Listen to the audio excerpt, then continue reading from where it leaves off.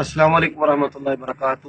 رمضان المبارک کا یہ دوسرا جمعہ ہے اور نماز عصر ابھی ادا کی ہے۔ اس کے بعد میں یہ پیغام جو ہے وہ ڈاکٹر عامر لیاقت کے لیے ریکارڈ کروا رہا ہوں۔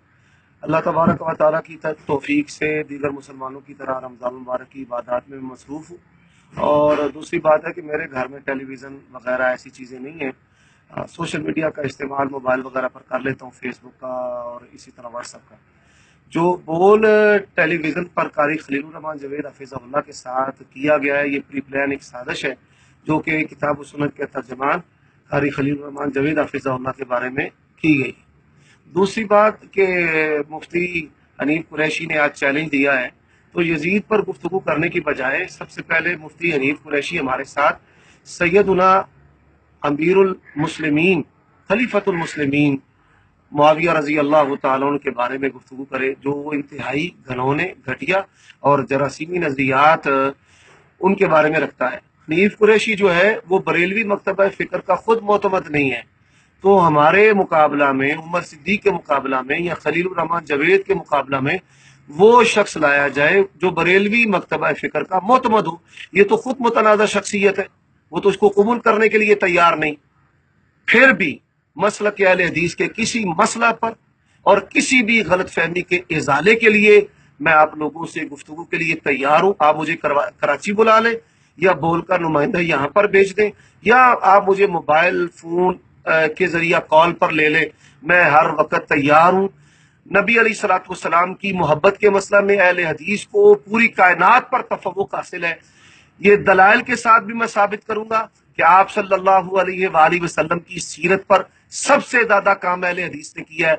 اسی طرح نبی علیہ الصلوۃ والسلام کی سنتوں کو سب سے زیادہ اہل حدیث نے اپنایا ہے، اور آپ صلی اللہ علیہ وآلہ وسلم کی جو پرسنالٹی کتاب و سنت میں ہے اس کو بھی سب سے زیادہ اہل حدیث نے ایمان کے طور پر اختیار کیا ہے، اور یہ لوگ ہم سے پیچھے ہیں، اور اس پر مبالغہ شری کرنے کے لیے بھی تیار ہوں کہ ذرہ بر بھی اگر اہل حدیث محبت مصطفیٰ صلی اللہ علیہ وآلہ وسلم میں کسی کھوٹ یا میل کا شکار ہو تو آئیے، میں بھی اپنے بیوی بچے لے کر کے آتا ہوں۔